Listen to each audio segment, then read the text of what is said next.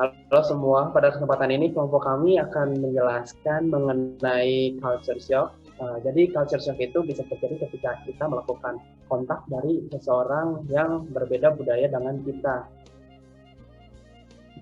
Menurut Plekhanov pada tahun 2005, culture shock itu sendiri adalah ketidaknyamanan psikologis yang kita rasakan ketika berusaha untuk beradaptasi dengan situasi kultural yang baru. Dalam melakukan komunikasi intercultural, kerap kali kita menggunakan barriers atau jarak-jarak dalam melakukan komunikasi. Itu ada anxiety yang pertama, kemudian ada asumsi similarity atau asumsi perbedaan, kemudian ada ethnocentrism, dan ada juga stereotypes. Selanjutnya,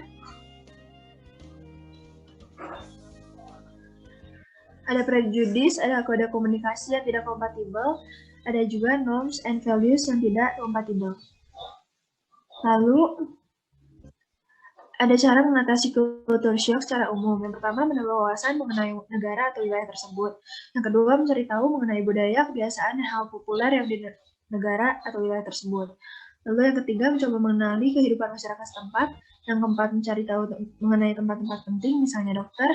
Yang kelima, mencari informasi ke pusat pelayanan internasional. Yang keenam, penyesuaian diri agar membuat cepat beradaptasi dengan budaya dan lingkungan baru. Yang ketujuh, mencari tahu mengenai aturan budaya dan gaya hidup di negara tersebut. Yang kedelapan, bergaul dengan penduduk lokal. Dan yang kesembilan, lancar berbicara bahasa negara tersebut dengan baik.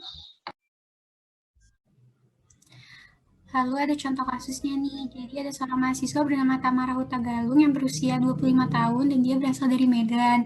Tamara ini sedang menempuh studi di Taiwan dan dia sempat shock sama kurang lebih 3 bulan karena perbedaan budaya.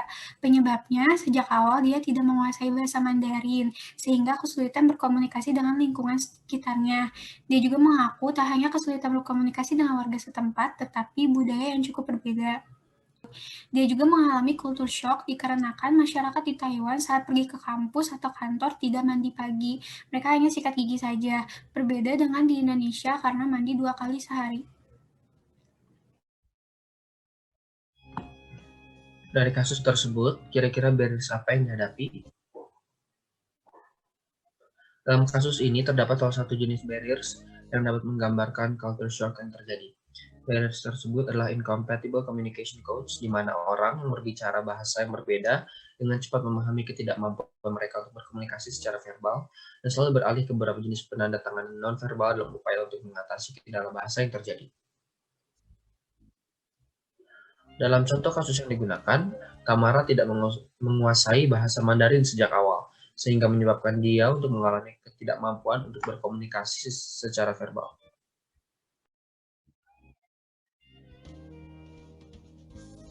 Selanjutnya, apa yang dapat dilakukan agar bisa beradaptasi pada budaya yang berbeda? Yang pertama ada mengamati. Kita dapat dengan mudah menyaksikan anggota dari budaya lain berinteraksi satu sama lain. Saat kita menonton, kita dapat melihat bagaimana nilai, ritual, dan gaya komunikasinya serupa dan berbeda dari budaya yang kita sendiri dan budaya lain yang kita kenal.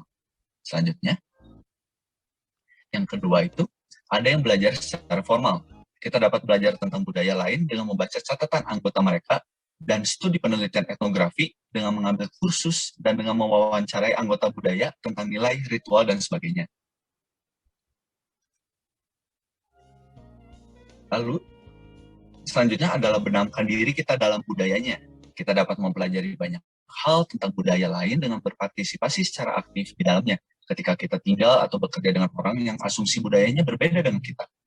Kita tidak hanya memperoleh informasi budaya yang jelas, tetapi kita juga mempelajari nuansa yang luput dari pengamat pasif dan umumnya tidak dapat diakses melalui studi formal saja. Nah, kembangkanlah keterampilan khusus budaya. Yang pertama itu adalah berlatihlah mendengarkan. Yang kedua itu latih empati antar budaya. Lalu yang ketiga itu kembangkan fleksibilitas. Bersikap fleksibel berarti menganalisis situasi, membuat keputusan yang baik tentang bagaimana berkomunikasi dalam situasi itu, dan kemudian mengubah komunikasi kita ketika segala sesuatunya tidak berjalan dengan baik. Berikut merupakan sumber yang kami ambil dari penjelasan-penjelasan yang sudah dipresentasikan dalam video ini. Sekian dari kelompok kami, mohon maaf bila ada kesalahan kata ya. Terima kasih banyak, sampai jumpa.